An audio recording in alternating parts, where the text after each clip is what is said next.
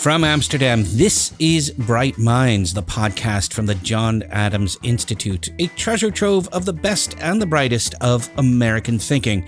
I'm Jonathan Gruber, and this episode's guest is indeed one of the brightest, Francis Fukuyama, the writer, thinker, and teacher. You may remember him from his book, The End of History, where he proclaimed the triumph of liberal democracy as something of a societal finish line. Well, he does not think that anymore. What changed his mind? It was the election of Donald Trump and people who say things like this. I don't care if I lose my job or I take an economic hit as long as our country stops filling up with all these damn foreigners. And the other thing was, I really don't like it when you lecture me this way, as if, I don't know what my own self-interest is. That's Mr. Fukuyama there, espousing some of the thinking he outlines in his most recent book, Identity, the Demand for Dignity and the Politics of Resentment. In Identity, Fukuyama argues that populist nationalism is not motivated by economics, as it was through the second half of the 20th century. Populist nationalism is motivated by an innate need for dignity. That sounds like a given, but Francis Fukuyama says this is being exploited. Democracy is being undermined as the old world order is swept away, and demagogues rise, country by country, as they preach identity politics based on religion, ethnicity, and gender. Former President Trump may be the most obvious example of this, but as Mr. Fukuyama told our audience at the University of Amsterdam in 2019, in this message of identity-based authoritarianism, Trump had plenty of company. Thank you.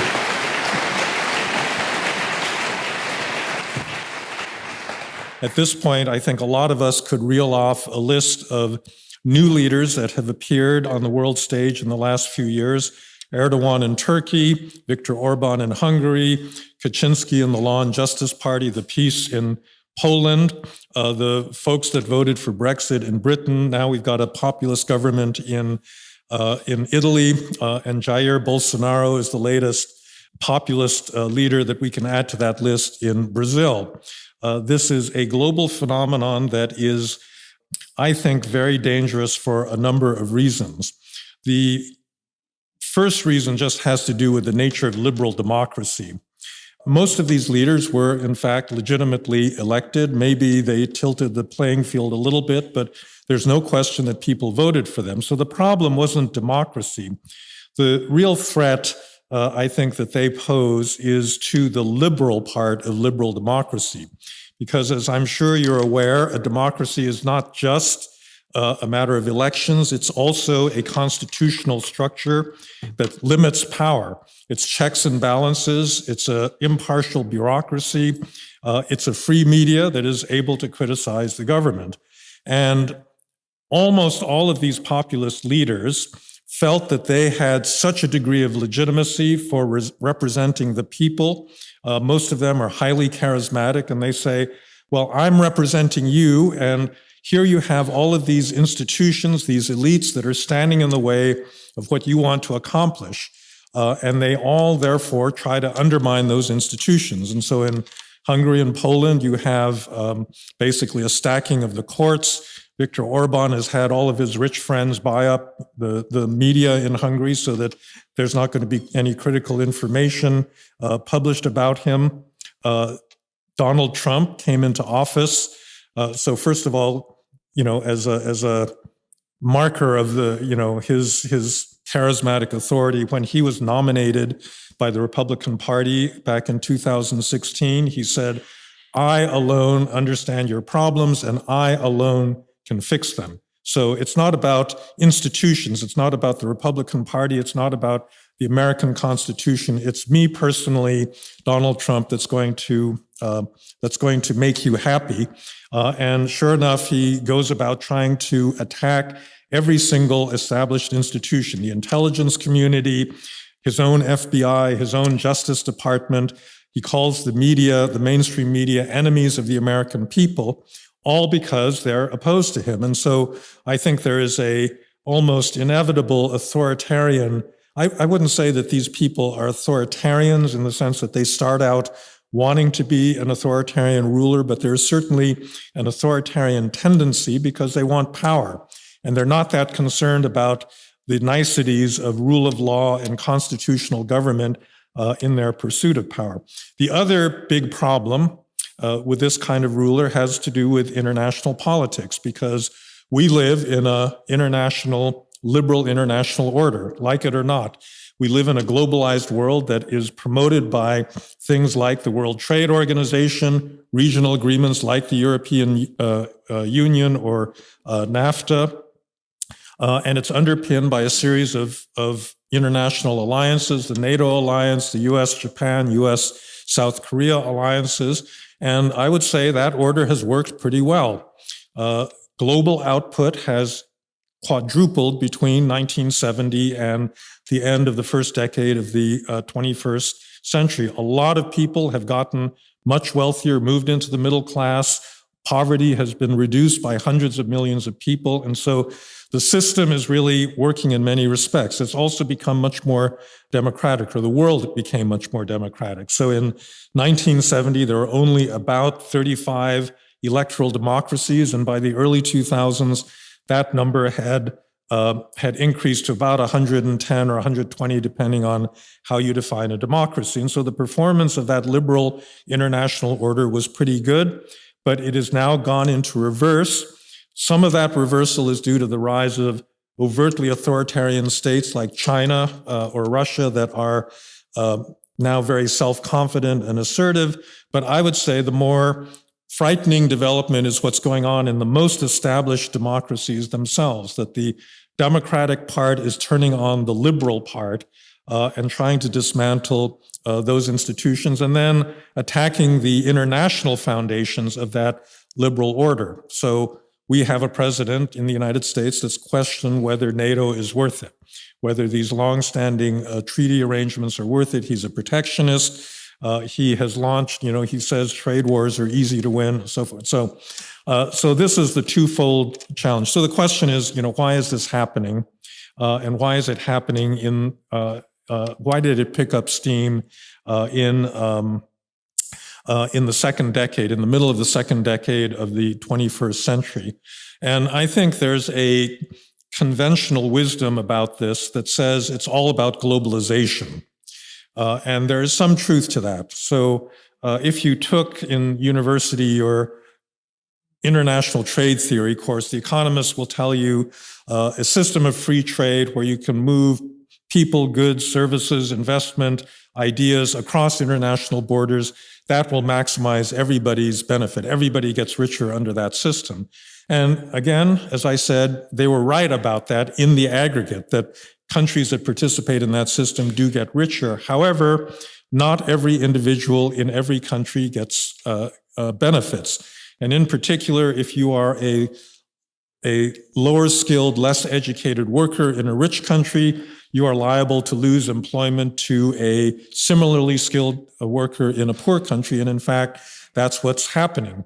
So as you get a rising middle class in a place like China or India, you have a declining middle class in rich countries. And so there's been wage stagnation. We can make up for it a little bit with welfare states and social protections, but the underlying job base for people with relatively poor educations has been shrinking. Automation is another thing that really underlies globalization, and that as well has been undercutting the wages of the working class and people that thought of themselves as middle class in rich countries.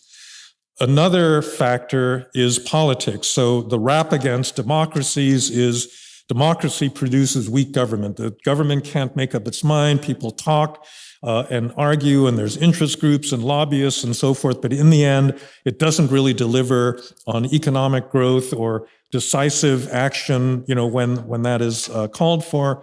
And, again, that's in many cases a true charge. And what it leads to is a desire on the part of a lot of people for strong leadership. We need a strong man that's going to cut through all this nonsense and make decisions and get stuff done. And, it leads to people like Rodrigo Duterte in the Philippines that is dealing with a drug problem, and it turns out that, the rule of law is a little bit of an obstacle to getting rid of all the drug dealers and drug users. And so he just launches a campaign of extrajudicial killings. And, that's one way of solving the problem. So that's another stimulus. But in my opinion, I think that there's a cultural explanation for why this is happening that I think is actually as powerful, if not more so, in explaining the particular nature of the world that we're living in,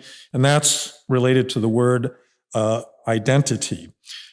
If the problem in the world were simply the global economy and the inequalities that the globalization drive of the last 30 years has produced, you would expect that we would be seeing the rise of a lot of left-wing populists because, think about the financial crisis in 2008 or the euro crisis. You have these big crises that are produced by banks on Wall Street. The people that have a lot of money and resources survive just fine. Ordinary people lose their homes, they lose their jobs. And so this ought to lead to a lot of anger that would say, no, we need to redistribute. We need some form of socialism back that's going to redistribute money from the rich to the poor. Instead, what do we get? We get, a very weak Occupy Wall Street movement and a powerful Tea Party, or in Europe, the growth of anti-immigrant, anti-EU populist parties on the right.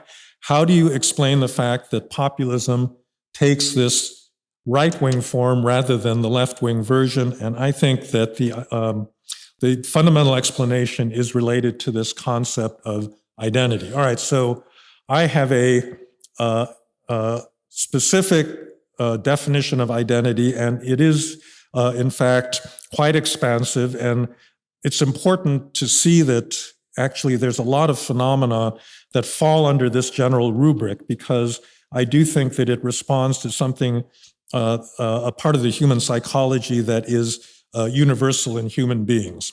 So in Plato's Republic, Socrates has this conversation with a couple of young Athenians, and he says, isn't there a third part of the soul? We know that human beings have reason, and we know that they've got desires or preferences, but isn't there a third part of the soul that Socrates labels thumos? In English, this is sometimes translated as spiritedness or pride, and that thumos is what drives us to seek the approval and the recognition that other people give us, that we feel that we've got an inner worth, and we get very angry when people do not recognize us and accord us the kind of esteem that we think we deserve. Conversely, we feel shame when we feel that we're not worth what our public value is.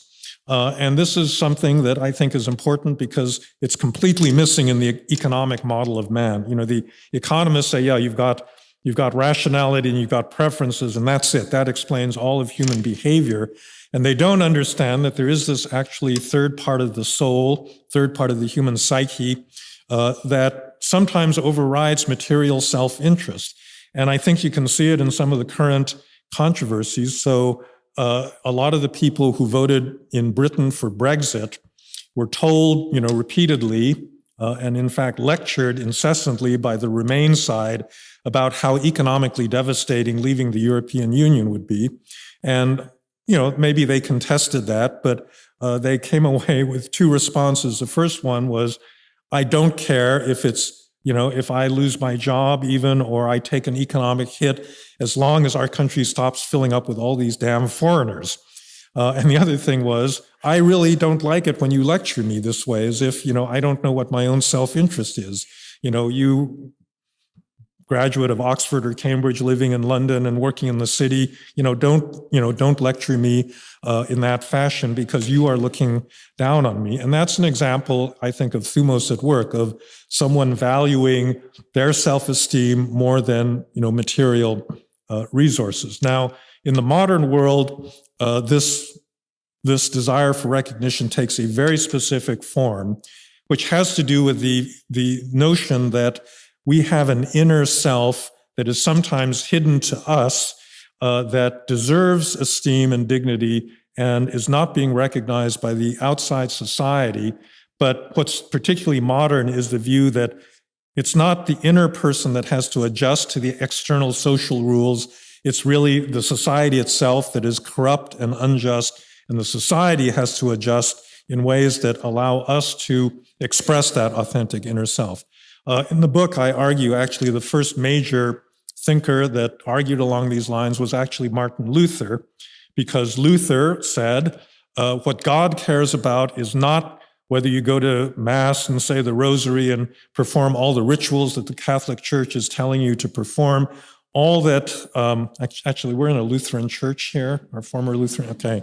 So you know the story. So his argument was, what God cares about is the inner believer. And only God really knows if you have faith or not. It's not visible through any of your external works. That's what has value. And he said the entire external structure that's created by the Catholic Church can crumble. It doesn't matter because what matters is the inner faith of a Christian believer. So this idea gets secularized by thinkers like Jean-Jacques Rousseau. Immanuel Kant has a slightly different version of it. And by the 19th century, I think in Western thought, it's a very common idea that actually the highest form of human flourishing is not achieved through conformity to existing social rules. It's achieved through the liberation of that inner self, that valuable inner self, and the elimination of all of the social norms and laws and rules that are repressing the expression of that inner self.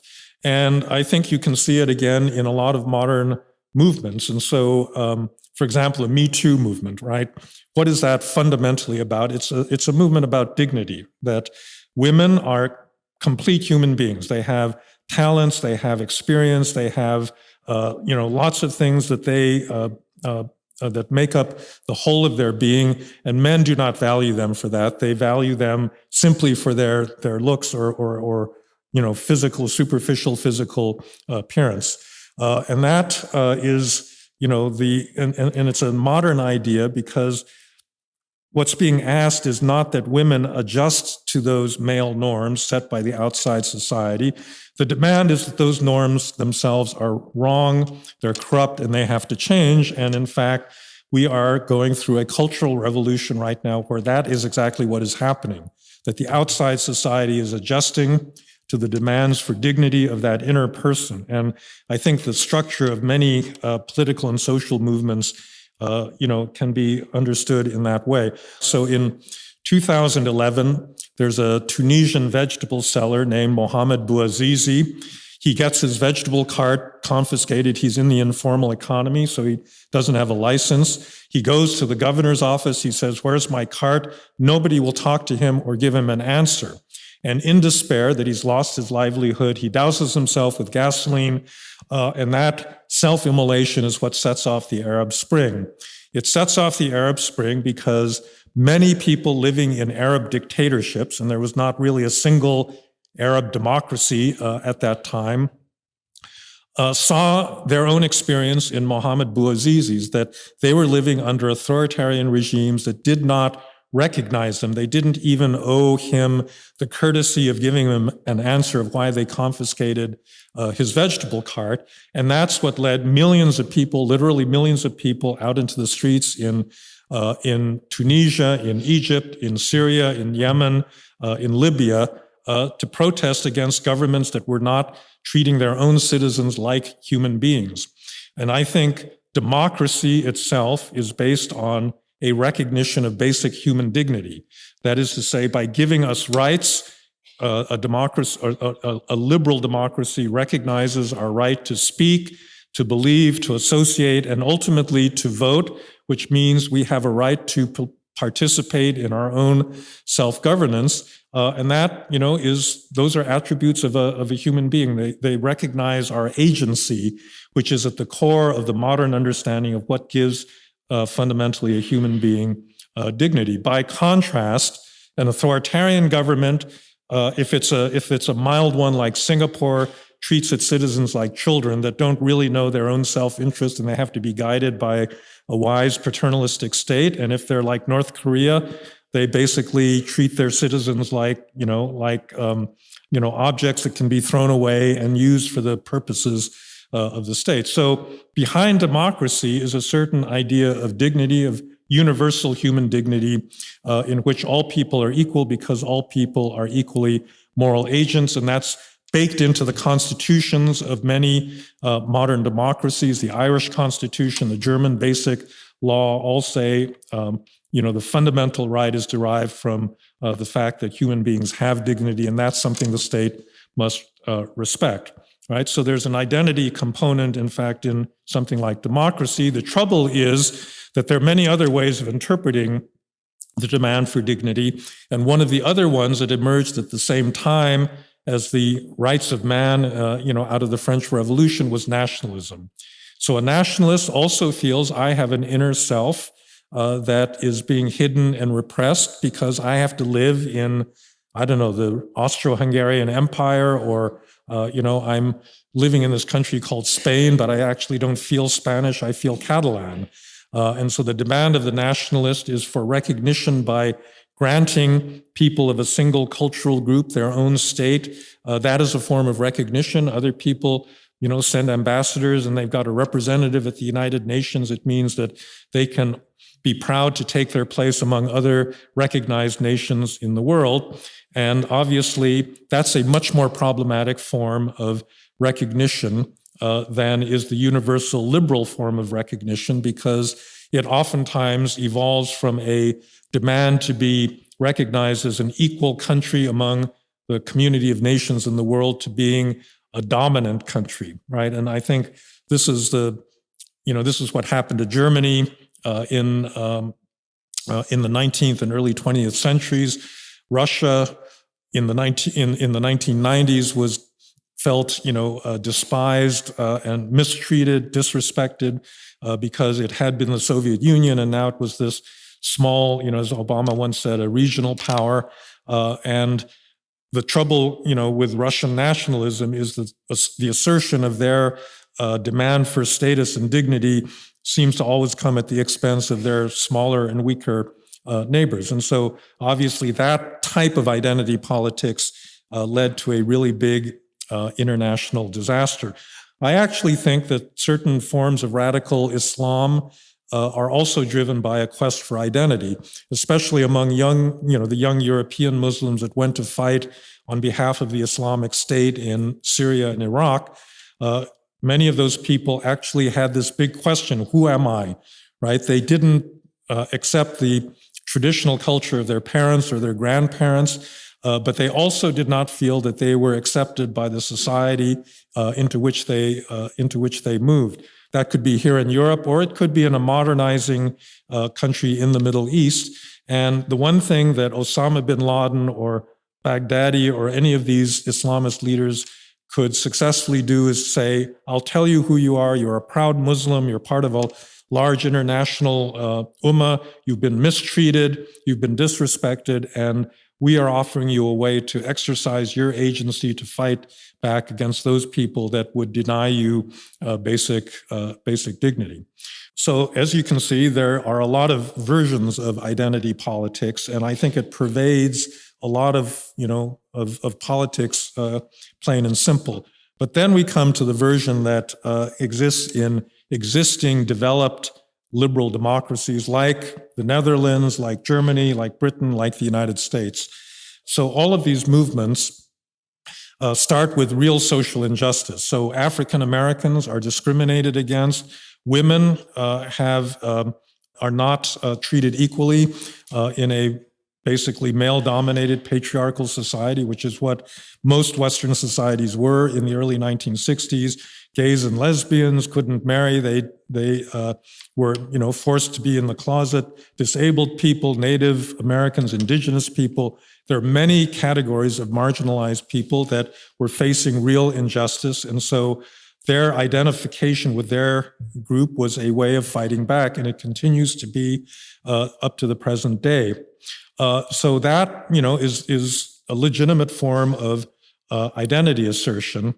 The problem really came in the way that the left in general began to think about inequality, because in the 20th century, left-wing parties everywhere in the world were built around the proletariat. They're built around the working class. And if you're European, I mean, a lot of them were actually overtly Marxist, and they saw the fundamental clash as one between workers and capitalists. But after the 1960s, the left began to interpret inequality in these much more specific and narrow terms as inequality to particular groups, women, minorities, immigrants, and the like. And they began to even perceive, the old working class that they had previously claimed that they were representing, as a sort of privileged stratum because they were unionized and they were getting benefits and they were actually becoming more middle class than working class. And as a result, that old working class began to feel that these parties no longer represented them. So in the United States, this has been going on for 30, 40 years. It really started first under Ronald Reagan, when a lot of so-called Reagan Democrats that had been the core of the Democratic Party's support from the 1930s on began to vote Republican. And by the way, that's why Donald Trump became president. He lost the popular election to Hillary Clinton by almost 3 million votes, but enough working class voters in Michigan, Pennsylvania, and Wisconsin, 3 northern industrialized states, who had voted for Obama in previous elections, flipped over and voted for Donald Trump and got him an election in the Electoral College. But this has been happening in Europe as well. So a lot of the traditional center-left parties have gone into, in some cases, almost terminal decline. The French Socialist Party has virtually disappeared. The German Social Democrats have gone from about 45% to 25%. And in their place, a lot of people are now switching, as in the US, voting for the left-wing party to voting for a right-wing anti-immigrant, anti-EU party.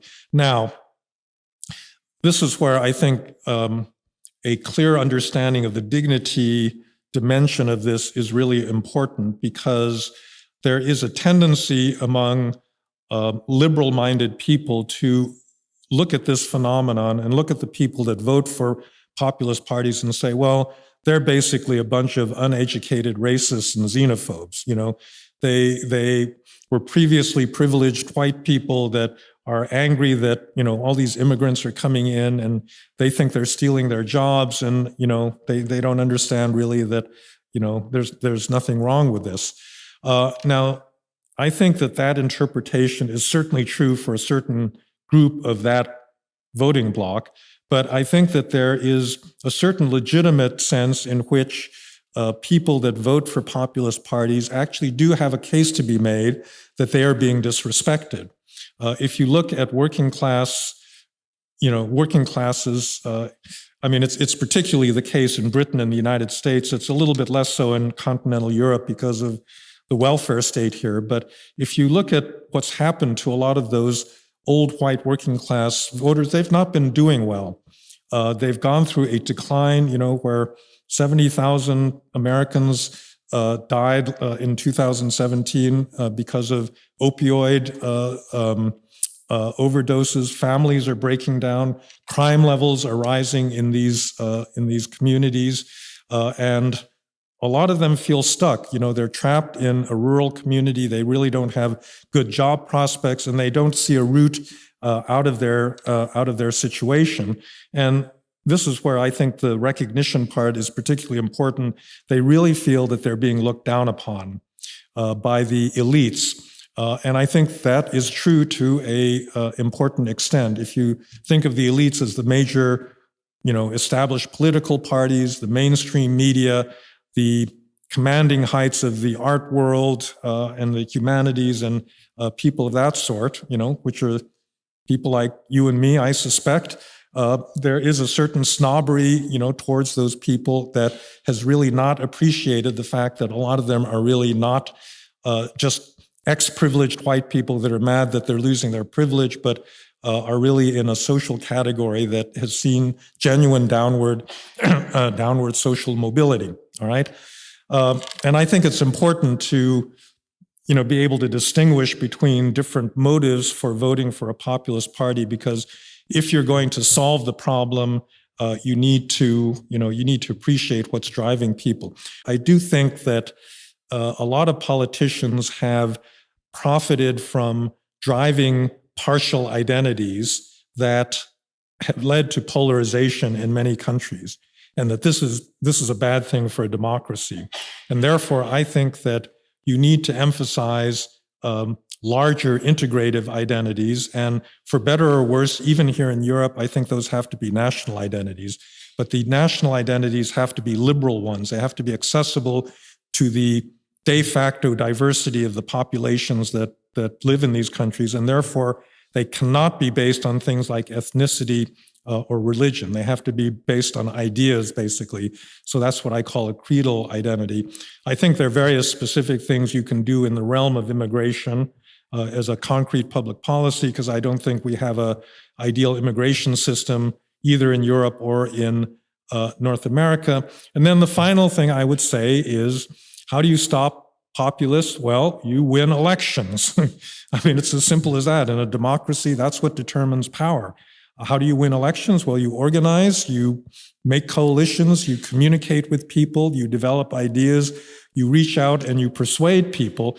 And that's hard work. It's hard work to do that sort of thing. But if people that want to defend a liberal order don't slog it out in the trenches this way, they're going to keep losing elections to populists that are energized and organized and so forth. So, thank you. Francis Fukuyama speaking at the University of Amsterdam in 2019. We also spoke to Professor Fukuyama at an online event in 2020. He talked about how the COVID-19 crisis could shift the balance of power around the world. I'll put a link to the video of that interview in the show notes.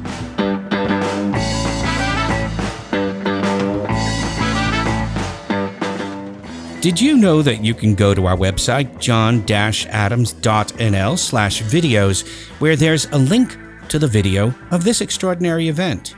We also have a newsletter you can sign up for and a veritable treasure trove of great American thinkers and speakers at john-adams.nl.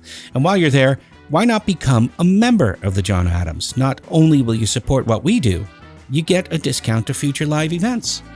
In the meantime, you should go to wherever you get your podcasts and leave a review of this show.